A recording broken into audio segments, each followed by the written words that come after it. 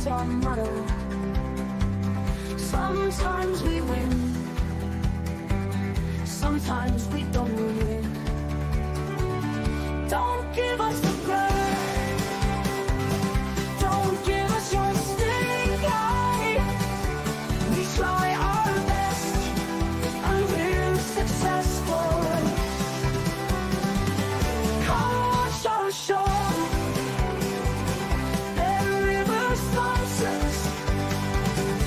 It's time to start, enjoy the show.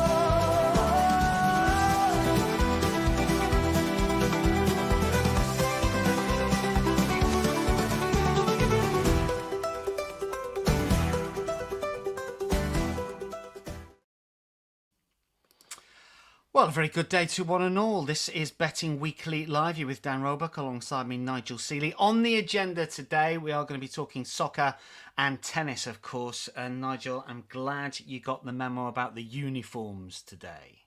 Well, yeah. I was shocked when you put the camera on and you got the retro Adidas on. I've got the long sleeve version. You've got the short sleeve version. Yeah, so you're rocking the Oasis red as well, I see.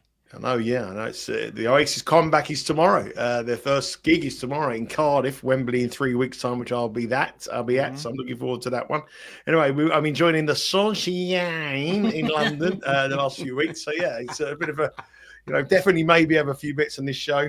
Some might say I'm a bit of a clown, but we'll see what happens. We've got to roll with it, haven't we? Look, there's a lot to get through today. We're tennis heavy. We've got a little bit of soccer that we're going to start with shortly. But just briefly, Nigel, look, we're deep into the first week of Wimbledon here. I was just looking at one or two of your tweets and Sean's as well. Yesterday was challenging by the sounds of things. Yeah, it was a bad day. Bad day at the office. Good day the day before. The first round was profitable. Yesterday was a bad day. And the tendency sometimes is when you have a good day, you sort of overstake for the third day. You have a good round one, then suddenly you bet more on round two because you've got some money in the kitty, and that certainly happened to me yesterday. I'll probably be talking about it on Dojo with Neil. Yeah, I was going to say there's a Dojo episode. But it was a schoolboy error for me, really. I had a good couple of days. Thought this is going well, and then all back to reality and sort of up your stakes, which is a bad thing to do. Today's been a bit mixed. There's some good matches coming up. There's very one-sided matches today, though. The women's draw's got some really heavy favourites. The men's draw's got some very heavy favourites. Novak Djokovic has just won his straight sets pretty comfortably. Rybakina's winning fairly comfortably in play now as well. But there are some matches for tomorrow, which we haven't spoken about on Game Bet Match because we haven't done the show today. We're back again tomorrow. Sean is at Wimbledon today. You can follow him. He's usually found in between the court number 8, court number 9, in between the bins, trying to get internet reception, looking for half-empty bottles of Magnus. That's where you sort of find him around that sort of time. So, yeah, looking forward to that tomorrow. The business end comes along. Lots of shocks. I think that's sort of to do with the weather. But the weather's still nice, but it's obviously cooled down from the real hot start. So, yeah, previewing some of the matches that are going to come up today and previewing some of the matches for tomorrow because it's the only chance, the opportunity to have to get our tennis picks for tomorrow on this show because there's no Betting Weekly Game Bet Match or WTA. Morning to Daniel, to Balulu Charles, and to Ming Chung as well. Just on the tennis as well, some big bets that we've had over the course of the last 24 hours. I think some of these were today. De Minaur was an easy money line winner, I think, minus 1,000, a $5,000 play. Also a live playing over 15.5 games, won again, pretty short. That was Kazoa against De Minaur. Dimitrov against Mutet. Is that one finished now? Is it still No, it's still playing. Ongoing? It's still playing. We had a near $4,000 play on Mutet at plus 160. So I don't know if that's in with a shout or not. Obviously, he's 2 sets to 1 down at the moment, and he's going with serve in the fourth. Yeah, and the biggest tennis play was on Hailey Baptiste, a near $9,000 play at minus 122 against Victoria Mboko, which I think was a winner. Wasn't it, earlier today? In terms of the soccer, and shout out to Jack Wright, who was crushing the Gold Cup last night. I think did he get 3 winners, including the Women's Euros as well? And there were some big bets on the Gold Cup. USA on the money line, a $23,000 play. There were short price favourites to beat Guatemala, and they did. Also a $14,000 play in Mexico against Honduras, over 1.5 goals, which was a loser. Mexico did go through. We quite like Mexico to win that tournament. It's going to be an interesting final in Houston. Let me tell you that there will be more Mexican fans than USA fans there. That is at the weekend. No doubt the boys will be previewing that one tomorrow. Also, a $9,000 play over 1.5 USA goals against Guatemala was a winner. Also, $7,000 play over 2.5 goals as well. So there's some decent bets struck on the Gold Cup. Tomorrow, incidentally, Nathan's going to be on Talking Club World Cup. I know we sort of mentioned that might be today, but obviously the quarterfinals take place tomorrow and over the weekend, I think, or over the weekend. So Nathan and Steve will be looking at that for you. What have we got on the comments here? A, the mysterious A, who just lists him or herself as A, says, I've got Vondrasova and Bolter on my banned list after yesterday's disappointments. On the banned list, Nigel, those two? Well, I mean, Vondrasova beat Emma Raducanu, who's always been on my ban list. So that was well, Vondrasova didn't perform at all well. The players who performed really well in the build-up to Wimbledon haven't produced their goods here at Wimbledon. There's a comment there. No BS, same players, same grass, is playing slow and far different towards us. But it wasn't in the first 2 days because the weather was so hot, so quick. But it's definitely slowed down a little bit, and you can see some of the big servers struggling a little bit. But it's. I think it's more to do with the fact that people put all their energy in the round before. They blame the court, but I don't think there's any value in people going on to winning warm-up events before majors. I think you need to be able, you want to get to the quarterfinals, semi-finals at max, get some form under your belt, get some good wins, get some match practice. But you don't really want to be winning a tournament on a Saturday or a Sunday, then going to Wimbledon on a Monday or Tuesday. And as you see, all the people who won the tournaments the week before at Wimbledon, Pegula, Vondrasova won it the week before that. Kessler have all got beat. So I don't think there's any. So is that going to be a change of thought process for a lot of tennis bettors going forward to next year? Do you think? It's always been the thing that I've always thought about. I mean, John McEnroe's been saying. I've used his quote before when I've mentioned this, but John McEnroe did a very famous interview before Queen's Club, and he more or less said he never put it in before Wimbledon. He didn't have a good record in the warm-up events because he wanted to come to Wimbledon fresh. He wanted to get the quarterfinals, semi-finals, and just get games under his belt and go into Wimbledon. He didn't want to mentally exert himself. He didn't want to physically exert himself and win a tournament where, the prize money in the week before Wimbledon, the prize money would be the same as if you reached the second week of Wimbledon. So for a player number 3 seed like Jessica Pegula to win that tournament, who I bet she got a very favourable draw, it doesn't seem much logic for them to go through the ringer the week before, because they've all got beaten in round 1. Kessler got beaten in round 1 and Pegula got beaten in round 1, who both won on the weekend before. So it's just the way of thinking about it. I suppose some people might look at it and think, well, can we pick up a check and a winner's title, or are we going to go deep at Wimbledon? And if you're a seeded player or a top-notch player like Jessica Pegula is, in hindsight, she probably wouldn't want to win that tournament. She probably want to go deeper at Wimbledon. Just something that's come on the comments here, Nigel. No BS and also Ming Chung are saying, look, players saying Grassie's playing slow, far different to the warm-up tournaments. Ming says, why is Wimbledon so much slower these days? Is it the type of grass? Is that something that you've got a bit of a thought on, a handle on? Well, I mean, Sean Calvert is much better at these kind of things than what I am, but he's told me that the Wimbledon slowed the courts down because they want the best players in the world to get through to the final for television ratings. Wimbledon want Alcaraz and Sinner, and that court speed will be at the every way possible to make Alcaraz and Sinner get through to the final. When there was quicker courts, there was more opportunities for shocks. There was more changes. We had a case where in Miami years ago, Miami used to be a very slow hard court. Tournament director James Blake came into it, made it quicker because at the time the American players wanted it quicker. So courts are played really to suit their country and their players around them, and really to suit ratings. So this court is a little bit. This court is slower than what it was years ago, and also I think the players the court speeds are pretty much similar everywhere to go, and even clay courts are quicker than what they used to be. Clay courts used to be really slow, horrible places to play, but now they're quicker as well. So the difference between a clay court and a grass court isn't that much different as it was, say, in the 90s or the 80s, where certain players just couldn't win on grass. Those days are long gone. These players can play on all surfaces because the difference between all three surfaces isn't really as much different as it was years ago. Tristan says, think all the Grand Slams want longer rallies. I'm not 100% that's... I think they want Novak Djokovic. I think they want Carlos Alcaraz and Jannik Sinner to get to the final because television ratings across the America and across the world are great for the tournament and tournament organisers. And, these two are going to dominate men's tennis for a long time. They don't really want a final where you've got Taylor Fritz against Jack Draper. For British purposes, Jack Draper would be great. But for television worldwide, that's not what it is. They want ratings and they want and the court slowing down will suit Alcaraz and Sinner. A lot of tennis to come. We're going to get some picks and some leans from Nigel over the course of the show. Dave Clark has just said on our comments out, RIP Diogo Jota, unfortunately. Really sad news earlier today that Diogo Jota, the Liverpool player, died in a car crash. Look, this is a betting show, but it's a sports show and it's a soccer show. And our thoughts go out to his family. His brother also died in that car crash, and we're going to be talking about the women's Euros, and Portugal are playing a little bit later on today. I know that all of the teams involved today will be wearing black armbands. It's a really sad situation, unfortunately, for the family, and it's been heavily reported across Europe. So, Dave, thanks for your comments there. We are going to be talking soccer. It's always a difficult pivot when we talk about things like this, but we're going to talk soccer. When it comes to the Women's Euros, we've got some MLS just to touch on as well.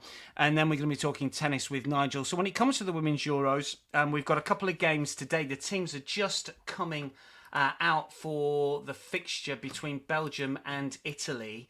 And this potentially is crucial to what I'm going to say about the two lineups here, because there are a couple of players that I thought might be worth a bit of an interest when it comes to anytime goal scorer.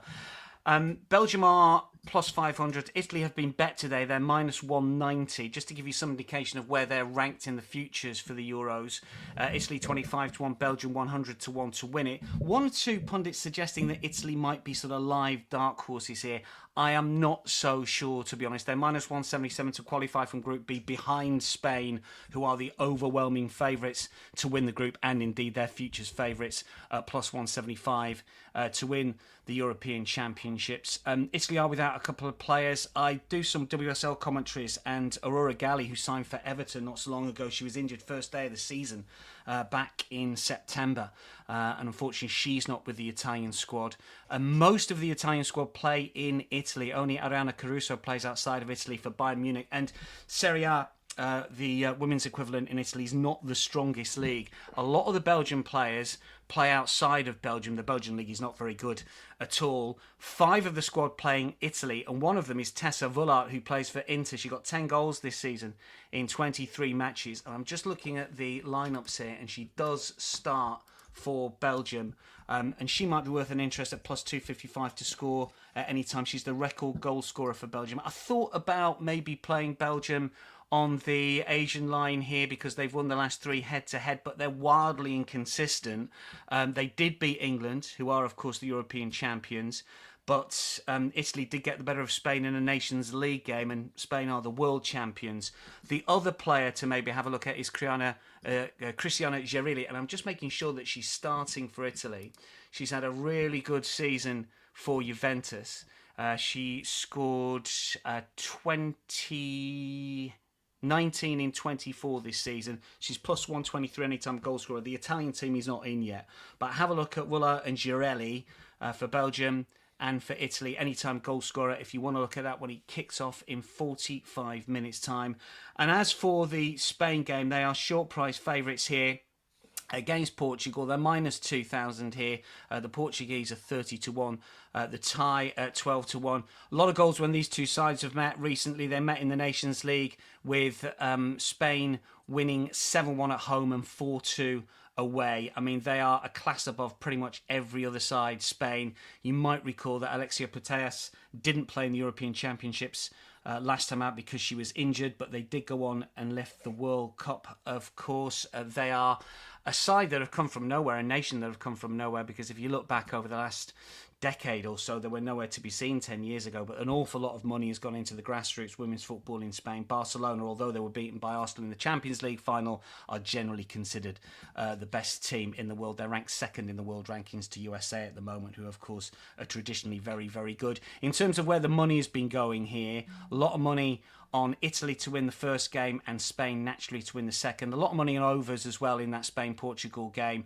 Over 3.5 is -141. I would rather play Spain -275 on the Asian line at -113. 1 or 2 comments regarding the women's game. What have we got? A says, I think Belgium recently beat England. This is true, so maybe a shout at the money line or as a double chance. I looked at that. It's just that they're so inconsistent. They were beaten 5-0 in the warm-ups against France recently. I just couldn't trust them. I couldn't trust Italy either. Have a look at those goal scorers for me when it comes to the women's Euros. Just one thing on those Euros. I mean, I know literally nothing about women's football. I don't watch women's football. It's something that I've never, even when England won the Euros, I never watched one game. So in the off season, when these sort of tournaments come around, I focus on tennis and then I bring my football knowledge into the main regular season across Europe. But obviously we've got the message here from Dave about Diogo Jota, which is a terrible, terrible day for Portuguese football. For anyone who's a football fan or a soccer fan around the world, and obviously it's a tragic, tragic day for in the world of soccer. I just look at that match. Obviously, Portugal tonight are playing. Now, that's obviously going to affect him. I mean, we are a betting show, and I don't like to talk about sort of these kind of things when we're talking about betting, but it has to be mentioned here. When these kind of tragedies come, the mindset of the players, they either play absolutely incredible football or incredible tennis. I mean, I remember Novak Djokovic's grandfather died and he went on and won the tournament, and everybody at the time said that he wasn't going to win the tournament, but he raised his game and won the tournament. There was talk of him coming home. It was the Tour N Championships and he won it. Do these players play for this for their shirt, for their nation, or are they obviously going to be the media attention on them on a tragic event? The minute silence when they play the national anthem, everyone in the stadium's going to think about Diogo Jota. And also for the Spain playing them, do they want to beat them by like 6, 7? Do they want to really add more misery to them? So I mean, looking at that match and just putting some kind of betting side to it, I would probably be quite inclined to bet Portugal +3 on the Asian handicap here. Just with a push, it's a push at 3. Because I just don't think, this tragic circumstance today, both players will be affected by it, and it might absolutely get the Portuguese side to put in the performance of their life, and also it's very difficult. The Spanish side will not want to beat them 7, 8, 9. The 1-0 Spain. It could be a game where the unders could become into consideration at +114.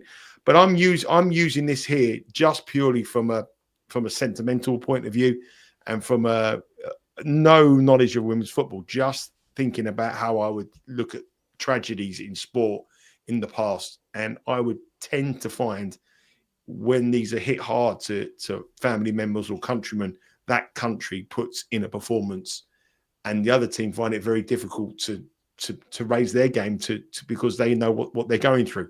So maybe if you want to have a betting spin on it, which we shouldn't really be talking about betting these guys, but this is a betting show, I would probably bet Spain +3 with a push. Plenty of comments regarding the games, and A was talking about George Baldock passed away at Greece, came out and won at Wembley. That is very true. Yeah, I do remember that. We did cover it on the show at the time. Just one other brief football match that we're going to talk about is in Major League Soccer before we move on to tennis with Nigel. This is an MLS game tonight, and the interesting thing about this is that Toronto, and those that know Major League Soccer will know that Toronto have based their whole success over the last sort of decade really on big money signings. And the news yesterday was that Lorenzo Insigne and Federico Bernardeschi have left the club. They were the big designated player signings of 3 years ago. Hasn't really quite worked out for Toronto. They've not been the force that they were when they had the likes of Giovinco and Altidore and Pozuelo and Michael Bradley. You might recall they were very, very good sort of 2017, 2018. They've not had that sort of success. Just to give you some indication, those two players were pulling in something like $20 million of the wage bill, of the designated player wage bill at Toronto, and the entire New York City FC payroll is around about $15 million. So it's very, very sort of different. And Toronto, I don't know what they're going to do. It's a bit like you on this channel. That sounds like a bit like you and Steve Wiss on this channel. Yeah, you must be joking. All the rest get nothing. That's not true at all. But yeah, it's one of those odd things at TFC. Even going back to the Jermaine Defoe's, they've looked to sort of buy success with designated players. This is 9th versus 13th in the East. The strange thing is those two players haven't played since the back end of May. Their contracts they bought out. I don't know how the contracts ended. Mutual agreement that was only yesterday. They haven't played the last couple of games. TFC have been better. They beat the Timbers last time out 3-0. New York City FC without Matt Freese, as you'll know, he was in fantastic form for the United States national side, Nigel, with those penalty saves recently in the knockout stages of the Gold Cup that you were reminded of in a different show the other night that I was watching. So he's not available. One player who is back for New York City FC is their striker, Alonso Martinez. He was with Costa Rica, had a really good time with Costa Rica in the World Cup qualifiers and then the Gold Cup. 3 goals, 3 assists in his last 5 appearances for the national side.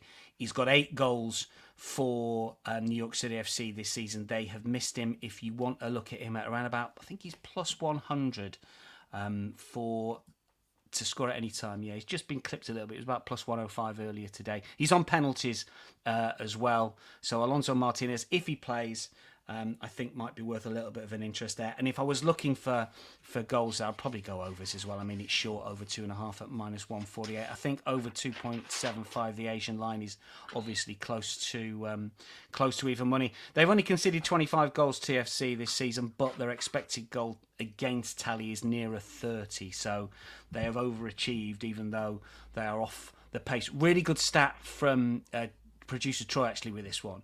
TFC has lost 8 of its last 9 MLS games following a win, and that is very typical, I think, of TFC. And when you consider that those 2 star players have left, I think that off the back of a win, now those players are out of the club, there might just be a little bit of a mental down there, and the stats bear that out as well. So that's the soccer for us. What else have we got with our comments here? Get your tennis comments in for Nigel, because we've got an awful lot of tennis to get. Now, I did say, Nigel, do you want to talk about the women's first? Because I think that Swiatek one is underway. It may well even be finished by now, Nigel. Well, what's the state of play? It started 22 minutes ago. It should be finished, but Iga Swiatek gets through matches very, very quickly. I mean, Iga Swiatek is obviously a player that isn't really suited to the grass, but as we said on this show, it's playing a little bit slower. So this could potentially be her year. She's running away with it, really. I mean, she's 4-1 up, I think, in the last I saw. Yeah, she's 4-2 up. Oh, it's love 30. Swiatek is love 30 on the Swiatek serve. So there may be a little bit of life in that one. Those odds are currently live with Bet Rivers. I'll just give you a couple of, there's an in-play games at the moment. The Wimbledon champion Barbora Krejcikova is up against Dolehide, the American girl, and I think there's a little bit of life for this match. Krejcikova took the opening set. She didn't win it easily. She won the opening set though, and Dolehide is a break up in the second set, plus 215. Krejcikova has been having all kinds of injury problems throughout this year. She hasn't played very well coming into the tournament. She beat Elia in round 1, and she's up against an opponent here who will fancy her chances. And if you're looking for an in-play action now, Caroline Dolehide at plus 215 with Bet Rivers could be a bet for me. I've bet her earlier when she was a break up in the first set. She obviously got broken back, but now I'm looking quite good. I took lower. I took plus 175. So I've already bet Dolehide each way. I wouldn't put anybody off betting her at plus 215 because the longer this match goes on, with Krejcikova's injury concerns, I think the American may have a chance there. So Dolehide in play to beat Barbora Krejcikova currently now on the Bet Rivers website. Tauson against Kalinskaya here. You've got some thoughts on this one, Nigel. I can tell you that most of the money is on Kalinskaya, but 54% of the tickets are on Tauson, which means to say that the pros are on Kalinskaya, the Rex are on Tauson. Are you a pro or a recreational punter? Well, I've already bet. I bet Kalinskaya this morning. Pro. Yeah, she was a much bigger price than that. She was plus 110. They met once previously in 2024 in Rome. Tauson's not in the best of form at that particular time, but Kalinskaya blew away 6-1, 6-2. Kalinskaya, I think, is the better grass court player. She's a player who's been a lot higher ranked than her current ranking of 39, as high as 11 in the world. She's gone deep at Wimbledon before. And Clara Tauson is a player that I absolutely think is a brilliant player. I like watching Clara Tauson. I think she's got the potential to be a top 10 player. Anyone who watches Betting Weekly WTA will know that I'm always with Clara Tauson. But on grass, I like to oppose Clara Tauson. I think she needs it a little bit slower. I know the courts are quite slow at Wimbledon, but this plays into Kalinskaya's hand. I think on grass at plus 108, Kalinskaya's a bet. I bet it this morning at plus 110. I'll be actually surprised if that plus 108 is still there. I think it may have moved a little bit. But I do think Kalinskaya will win this match against Clara Tauson. It's a bet that I've had earlier as well. So hopefully we'll bet a couple of winners there. That's the women for today. We should mention the Betting Weekly Studios newsletter. If you've not yet signed up, and we can see that the audience is growing, not just with the newsletter, but as we speak right now. So if you're just popping on to Betting Weekly Live and you've not yet signed up to the Betting Weekly Studios newsletter, do so. It is free. You've got an awful lot of comment, you've got some picks, you've got analysis, you've got some stats, got some really good copy. Everybody, all the team contribute. An awful lot of really good picks go into the Monday and the Friday newsletters. So if you want to sign up, make sure you do so. It is free, pops into your inbox Mondays and Fridays. Obviously Friday looks ahead to the weekend. Monday we're looking to midweek. There's tennis, there's soccer, whole manner of things that you can get involved in. That is www.bettingweeklystudios.com. Just pop your email into that if you have not done already. And we may as well give the YouTube channel a bit of a plug here. If you're watching us and you've not yet subscribed, then subscribe to the YouTube channel. Again, doesn't cost you a thing. You get some notifications when the shows are up. Obviously, when we get into the soccer season, we'll have a lot of soccer when it comes to the European football and the Premier League football, including all the live shows. And a lot of the live shows today's a really good example because I'm just going to look at tomorrow's games. You don't have to watch it live if you're not going to be able to, but you can watch it a little bit later on, get a handle on the games that come tomorrow. So what are we subscriber-wise, Nigel? Are we at 10k yet? A little bit short, 150 short. We want to get the 10,000 before. I think we'll do it. I think we'll do it by early part of next week. But with your help, we can do it as well. You reckon before Wimbledon is out, don't you? Yeah. Come on, we'll do it. Let's do it. Just to let you know that that price is plus 108 Kalinskaya. I thought they might be a little bit lower. That's one of the best prices around. Bet Rivers are offering on Kalinskaya at plus 108, and Dolehide is 5-2 up. And she's one game away from taking the second set. She's currently plus 185 with Bet Rivers. I still think that's a bet. I think Krejcikova isn't fit. And I think she's a defending Wimbledon champion, but she's playing this tournament because it's Wimbledon. Stuart says August Holmgren looking dangerous as well in play, 2-1. He's up against Thomas Mahak as well. I mean, it's going with serve. The one set all, going with serve. I mean, I'll stick to the women's one at the moment. He looks a good player. Looks a big server. Looks like he can go well, but I'm not really committed to that. Over games. Stuart also says Basilashvili. Is that one we're going to talk about? We're going to come on with that one. We're going to come on with that one now. We got that one.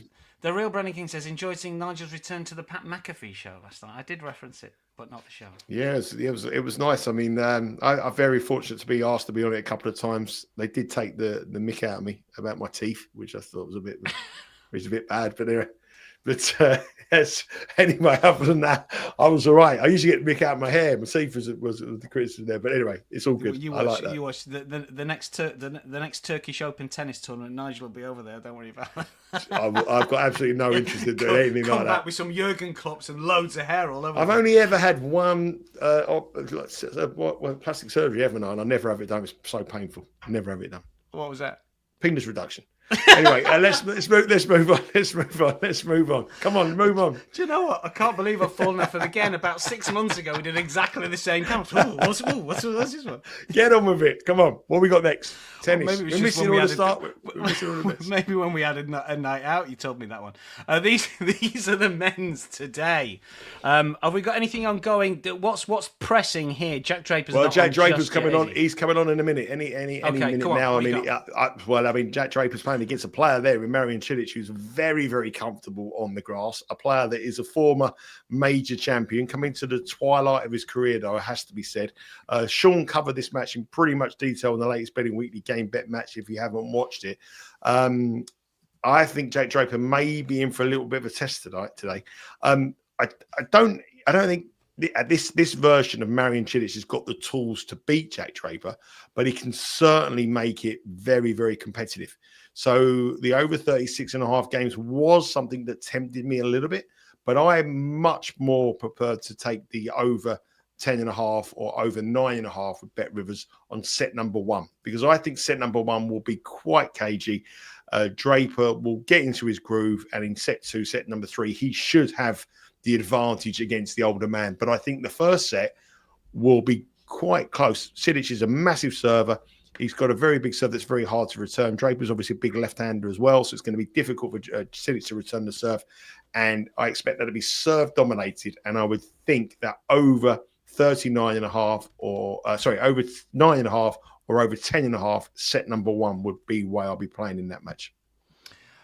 Money line 81% the money, 92% tickets on Draper. Spread 59% the money on Cilic and 89% the tickets on Draper. Overs, unders, and again it's an interesting split. 54% the money on under, 56% the tickets on over. So that's that sort of difference. It's a big jump though. Just to go back to that weight of cash. Go on, the mate. bet I was just saying that over 9.5 is minus 210. So it's, and then you go over 10.5. First set, yeah. This is first set. Over 10.5 is plus 175. So it's a big jump. So I think you want to be betting plus 175 rather than the over 9.5 at minus 210. But if you want to play a heavy minus money shot, then the minus 210 will be for you. But for me personally, I'll be betting over 10. I think set 1 will be very competitive. You also got to remember Jack Draper, the expectations on him, and we see these Brits come through long matches.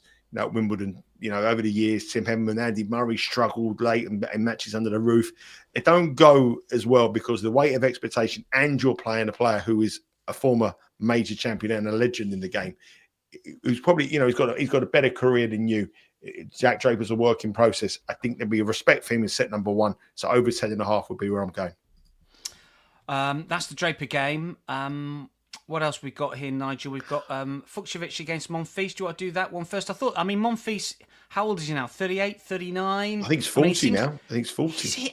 He's the sort of player that I sort of see him, lift his game for maybe one round. I think he did it in the French, didn't he? And he was an outsider, and he's done it again. Who did he beat yesterday? Was it a compatriot, wasn't it? And he beat Hugo and Bear. Yeah, can he do it back to back? That's what I'm saying. And judging by his recent record, but he's 39 years of age. I think that is the thing you've got to take into account. Can he do it again? I've seen Gael Monfils play in Paris on a night match, and I've never seen a crowd go more behind him. Yeah. And when he plays a night match, he gets everyone behind him. And I've got a feeling tonight at Wimbledon, when everyone's looking for a court to go to, when the main courts are over, love him there. They'll get behind him, and it'll inspire him.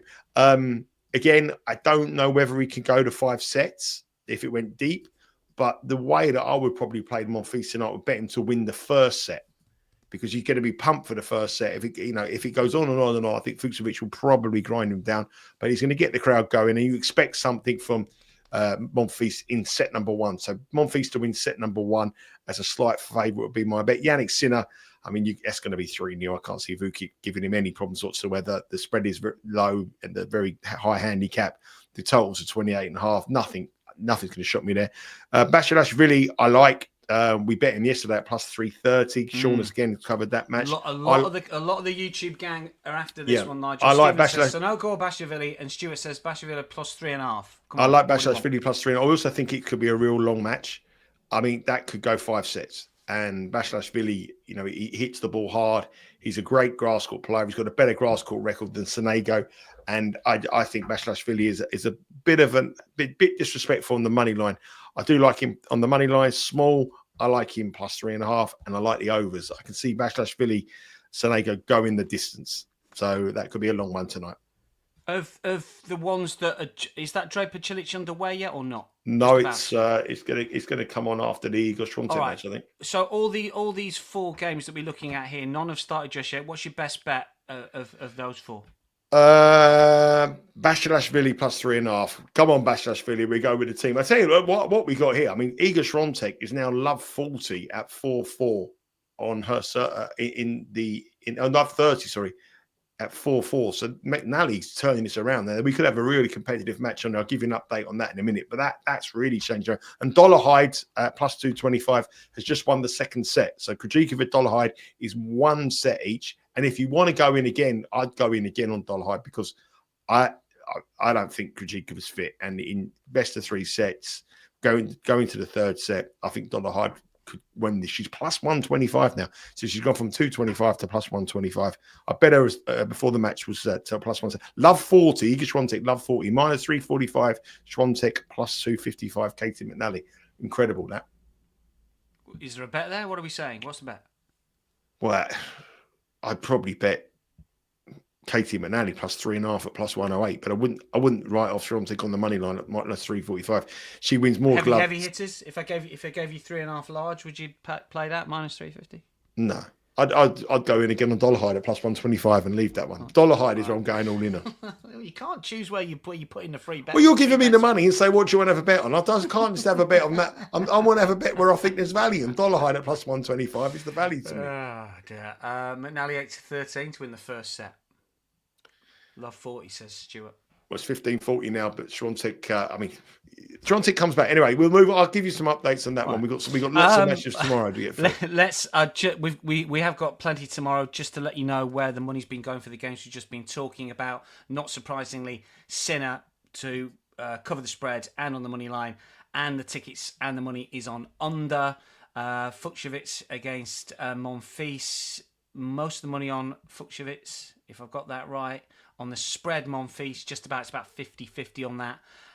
And the other game, Basilashvili, Sonego, money line, Basilashvili, and number of tickets is on Sonego. So again, it's that difference between sort of weight of cash and number of tickets. Number of tickets, you tend to say it's the rec money. That's wraps up for today's games for now. Nigel might have a bet in play for us in a sec. Tomorrow, men's or women's first, Nigel? What do you want to tackle first? Men's? Do the men's, do the men's first. Swiatek's got it back to Juice from Love 40, so that's okay. Let's run through these matches tomorrow. This is obviously the third round at Wimbledon. Bellucci against Cam Norrie. Cam Norrie's a heavy favourite, minus 175. Bellucci is plus 138. They've met once before in 2025 this year in a qualifier. Bellucci won 6-4, 2-6, 6-3. 16-12 lifetime on grass for Bellucci, which is pretty good. 30-30 for Cam Norrie. Norrie had a tough match in the last round, played really, really well against TFO. That, to me, looks long. It just looks like a long march. Long graft, over 39.5. I think that's a long match. We've gone to Rublev against Mannarino. Rublev is, we all know, he's got... He's the most destructive men's tennis player. He can completely capitulate any given time. He's up against Adrian Mannarino at his stage of career. Probably has, maybe this could be his last Wimbledon. He's dropped down the rankings alarmingly. But one thing Mannarino is capable of, he's capable of putting a performance on a grass court. Rublev, though, has a very, very good record against Mannarino. He leads 3-1 in the records. And the 3 wins he's had has been very, very easy. 6-3, 6-love, 6-1, 6-2. 6-4, 6-love. So Andrey Rublev has the number of Mannarino. If Rublev can keep his head, which he needs to get off to a fast start to keep his head. I'd expect him to get off to a good start. If he keeps his head, Rublev will win this 3-love. I think Rublev minus the start or betting him to win 3-love would be the bet because Mannarino just hasn't got anything with it. Borges v Khachanov is a clash of total styles. Khachanov is a massive hitter. Every shot is either a winner or an unforced error. It goes in, it's on the line, beautiful, or it's out. Nuno Borges is a clay courter, but he's had an incredible year on grass. For me, that's a difficult one to assess. Khachanov's come through a long 5-setter in the last round, and the market usually likes to oppose someone who's come through a long 5-setter. So that one there, I wouldn't really be heavily getting involved in. And the final one, you've got today's matches up. The final one there, João Fonseca against Nicolas Jarry. I mean, this is an interesting one to me at all. Look, the total games are very, very high, 42.5. The Jarry matches always produce high numbers of games. Jarry has won 5 matches on grass to get to this stage. He's come through qualifying at Wimbledon. Fonseca's playing his first Wimbledon. Fonseca is a player that has got a brilliant future in it. I'm not quite sure if he's a grass court player, but he's learning all the time. I do think minus 230 is quite disrespectful against Jarry, who is a player who's been in and around the market before, who is playing very, very well. He's played a lot of tennis, though. But I do think that it's a lot closer than that minus 230 and plus 180. So I wouldn't necessarily be rushing to back Nicolas Jarry at plus 180. But I do think on the spread or him on the set handicap, plus 1.5 sets could be the way to go, because I don't think João Fonseca is the real deal yet on grass. I think he will be a proper player, but his time will come, and I think his breakthrough will be the US Open. So my bets tomorrow on the men's, I'm going to have a bet on Bellucci Norrie over 39.5 at -117. I will bet Rublev to win 3-0, which I'll get you the price in a second.